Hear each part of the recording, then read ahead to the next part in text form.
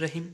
आज का जो हमारा टॉपिक है वो बहुत ही अहम टॉपिक है। वो है जी सिविक्स, जिन सेकंड ईयर की जो सिविक्स है उसका चैप्टर नंबर 2 एंड बीए की जो पॉलिटिकल साइंस है उसका चैप्टर नंबर 4 होगा, पाकिस्तान का निज़ाम हुकूमत है।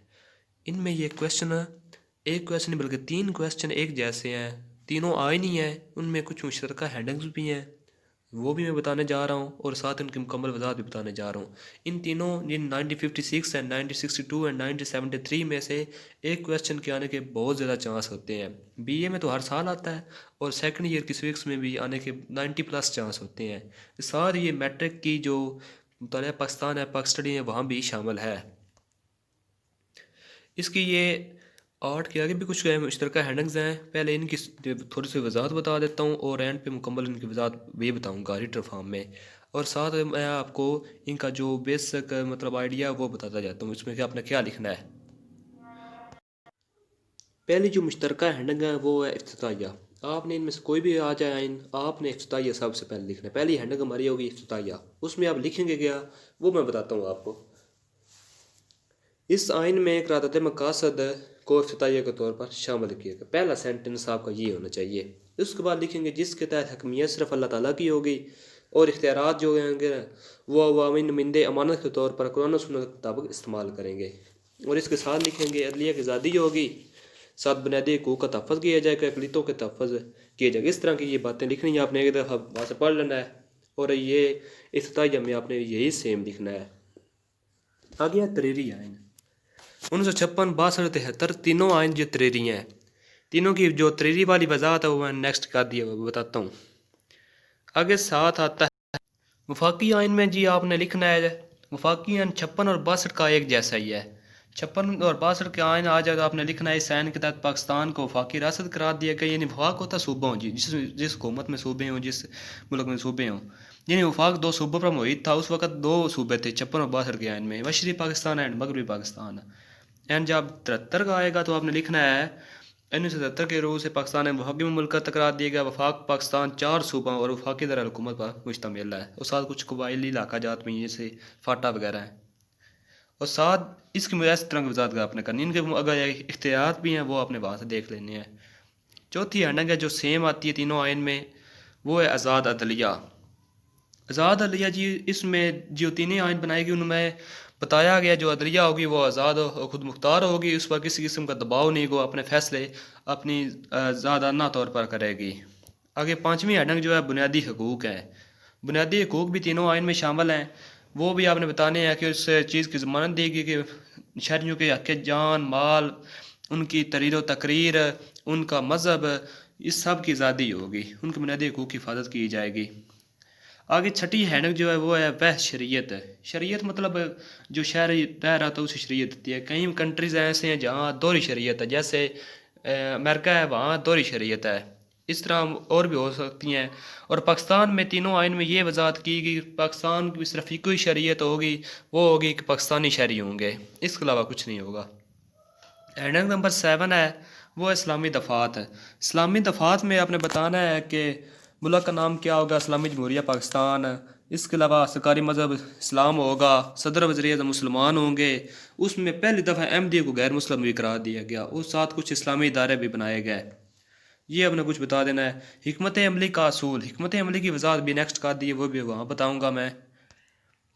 इसके आगे नेक्स्ट आता है सरकारी ज़ुबानें। ये भी सेम ही आता है, ये हेडिंग सेम ही है। सरकारी ज़ुबान आपने लिखना है जब, तो उसमें आपने याद रखना है 56 और 62 की जो सरकारी ज़ुबान थी वो 2 थी, बंगाली और उर्दू। और जो 1973 का आइन है उसकी सरकारी ज़ुबान क्या होगी, उर्दू, सिर्फ उर्दू, बंगाली ख़त्म हो गई।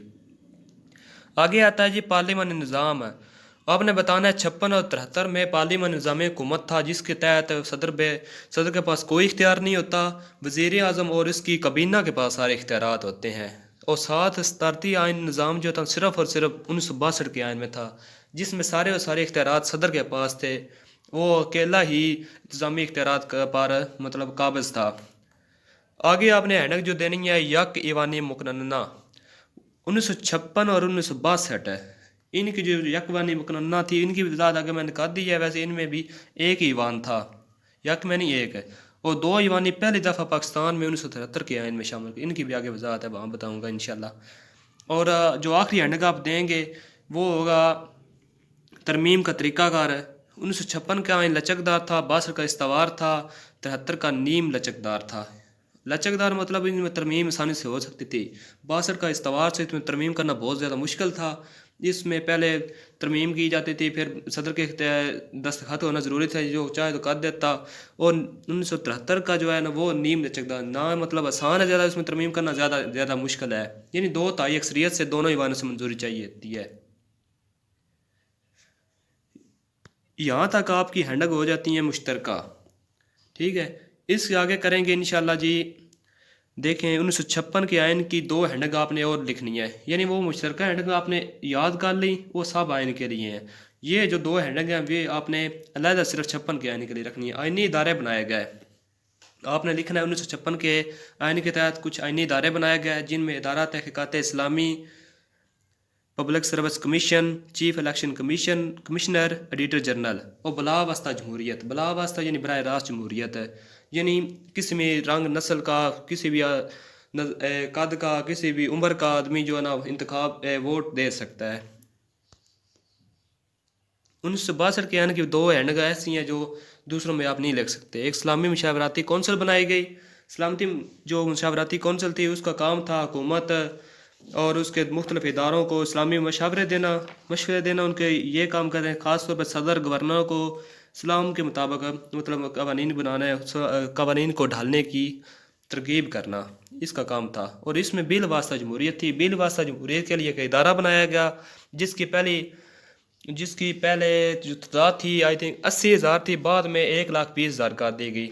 وہ انتخاب کے لیے عوام انتخاب کرتا تھا، اس طرح جی انتخاب کا طریقہ کا تھا بل واسطہ جمہوریت۔ اس نظام کو بنیادی جمہوریت کا نام دیا گیا۔ اور ساتھ آتا جی 1973 کی ہینڈنگ، یہ جو ہے آئین کی بالادستی۔ آپ نے بتانا ہے کہ 1956 کا آئین بھی مطلب توڑا گیا، 62 کا بھی توڑا گیا، اس لیے 1973 کے آئین میں یہ بات شامل کی کہ آئین کی بالادستی ہوگی، آئین صاحب سے اوپر ہوگا، جو بھی آئین کی خلاف ورزی کرے گا اسے سخت سے سخت سزا دی جائے گی۔ اور آپ نے اس کی ہینڈنگ اسلامی آئین، آپ نے بتانا 56 اور 62 سے زیادہ 1973 کا اسلامی آئین تھا۔ اس میں بہت زیادہ مطلب اس میں تھوڑی زیادہ وضاحت کی گئی تھی، مسلمان کی تعریف کی گئی تھی، صدر وزیر اعظم کا لیے مسلمانوں ضروری قرار دیا گیا، ان کا ختم نبوت پر یقین کرانا لازمی قرار دیا گیا، اس طرح کی بہت باتیں تھیں۔ اس میں بھی آئینی ادارے بنائے گئے۔ آئینی ادارے میں جی قومی اقتصادی کونسل تھی، قومی مالیاتی کمیشن تھا، الیکشن کمیشن، یہ 3 ادارے بنائے۔ اس کے علاوہ بھی بہت سارے ہیں، آپ نے وہاں سے دیکھ لینے ہیں۔ اور براہ راست انتخاب کا طریقہ کار شامل کیا گیا۔ براہ راست انتخاب میں آپ نے کیا لکھنا ہے کہ جو ووٹر ہوگا، جو ووٹ دینے والا، اس کی عمر 18 سال مقرر کی گئی، وہ بھی کسی رنگ نسل کا ہو سکتا ہے، اس کے کوئی فرق نہیں پڑتا، بس اس کا ID کارڈ ہونا چاہیے اور اس کا یعنی انتخابی حلقے میں درج ہونا چاہیے۔ ہاں جی، تحریری آئین جو میں نے کہا تھا اس کی آپ نے ایسے لکھنا ہے۔ 1956 کا آئین جی تحریری تھا، اس میں 234 دفعات تھیں، 13 ابواب تھے، 6 گوشوارے تھے۔ 62 کی تحریری میں آپ نے کیا لکھنا ہے، 250 دفعات ہیں، وہاں 234، یہاں 250 ہے، اور 5 گوشوارے ہیں، وہاں 6 گوشوارے تھے۔ 8 ترمیم اور مارشل لا کے، یعنی آپ کو پتا ہے 1962 کے آئین میں مارشل لا لگا تھا، اور مارشل لا کی 31 ضوابط پر مشتمل 12 حصوں پر مشتمل ہے۔ 1973 کا 280 دفعات، 12 حصے اور 6 گوشوارے پر، یعنی 6 گوشوارے بھی سیم ہے، 12 حصے بھی سیم ہے، صرف اپنے دفعات یاد رکھنی، 234، 250، 280۔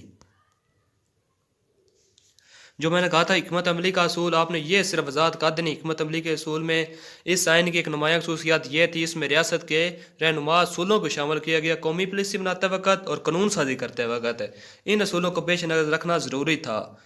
ان اصولوں میں مسلم دنیا کے ساتھ تعلقات اور کا فروغ اور معاشی معاشرتی عدل کا قیام، قانون کی حکمرانی، اقلیتوں کا تحفظ، بنیادی حقوق کا تحفظ، یہ باتیں شامل ہیں۔ اس میں 56 اور 62 کی سرکاری زبانیں اردو اور بنگالی تھیں، جبکہ 1973 کی آئین کے تحت ملک کی سرکاری زبان اردو ہوگی، یہ بھی میں نے بتا دیا تھا۔ اور ایوان 1956 اور 62 کے تحت یک ایوانی مقررہ کا طریقہ راج کیا، جس میں کا نام قومی اسمبلی تھا، جس کی مدت 5 سال تھی جی، اور اس وقت 2 صوبے تھے، مشرقی پاکستان اور مغربی پاکستان، دونوں سے اگر مثال لے لیں 300 نشستیں تھیں 1956 کے آئین میں، تو 150 مشرقی پاکستان سے، 150 یعنی 150 مغربی پاکستان سے ہوں گی۔ اس طرح مطلب اگر 10 ہوئیں تو 5 5، یہ برابر تھا وہاں پہ تقسیم۔ لیکن 1973 میں پہلی دفعہ 2 ایوان مقننہ طریقہ رائج کے جتنے بھی جمہوری ممالک ہیں پارلیمنٹ نظام جہاں رائج ہے وہاں 2 ایوان ہوتے ہیں، لیکن 1973 میں پہلی دفعہ یہاں رائج ہوا۔ 2 ایوان ہے، ایوان بالا سینٹ ہے، ایوان زیر قومی اسمبلی ہے۔ سینٹ میں آپ نے لکھنا ہے جی صوبوں کو مساوی نمائندگی دی جاتی ہے، یعنی اگر 4 صوبے ہیں تو مثال لے لیں، ہر صوبے سے ایک ایک مثال لے لیں، اگر ایک ایک ہوگی۔ اور یہ مستقل ایوان ہے، اس کی مدت 6 سال ہوتی ہے، ہر سال ایک تہائی جو ارکان ہے وہ ریٹائر ہو جاتے ہیں 3 سال کے بعد۔ اس کی جو میعاد ہے 6 سال ہے، اور ارکان 104 ہیں، یہ اپنے اس میں یاد رکھنا ہے۔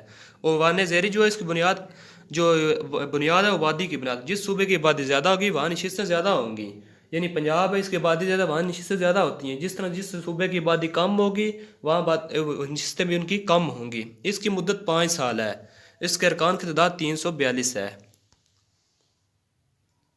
اس کے ساتھ دیجیے مجھے اجازت ہے۔ اگر اس کویسچن میں سے آپ کے کوئی مسئلہ ہو، کوئی چیز سمجھ نہ آئے تو آپ کمنٹ کر سکتے ہیں۔ اگر میری ویڈیو اچھی لگے تو چینل کو سبسکرائب کریں اور شیئر کریں، اور اس طرح کی انفارمیٹیو ویڈیو حاصل کرنے کے لیے میرے یوٹیوب چینل کو شیئر کریں۔ بہت شکریہ۔ فلک شیر بزمی۔